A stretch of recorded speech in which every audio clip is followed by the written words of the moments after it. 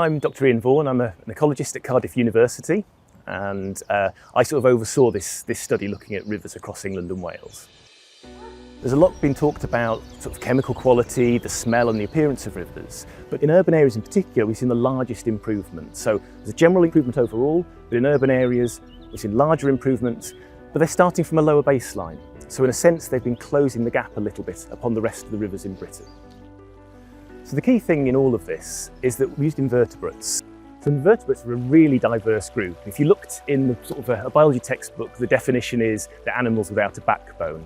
They're kind of one of the cornerstones of monitoring our rivers and have been for decades. So these are largely insects, and particularly the larvae of insects that live on the riverbed, things like dragonflies and damselflies and mayflies. There are also various other things such as worms, and leeches and shrimps and other things. They live on the stones on the riverbed, they live in amongst those. And they're really helpful because they're very, very sensitive, or many of them are very sensitive to pollution and other signs of changes in the environment. They're easily sampled, we can look at what's there, and that gives us a really good idea about the quality of the environment and the condition of the river. If invertebrates disappear or they start declining, that's a sign that something's not right. Whereas equally, if they increase, they become more abundant, more common, which is what we found across a lot of England and Wales as a whole. That suggests that some of these pollutants have decreased in concentration and the rivers are recovering.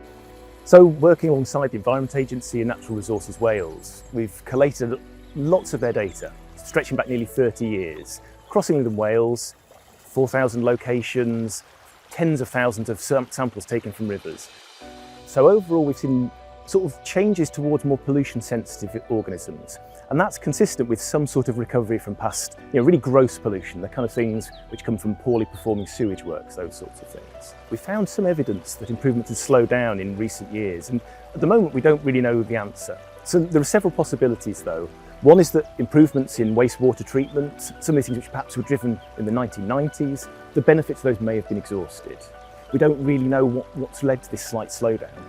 I think it's a very sort of stock answer by scientists to say we need more research, but in a sense we do. We need to understand, is this linked to combined sewer overflows, which obviously have been in the media a lot? Is it to do with some of these other emerging contaminants? Is it our changing climate? We need to understand the reasons.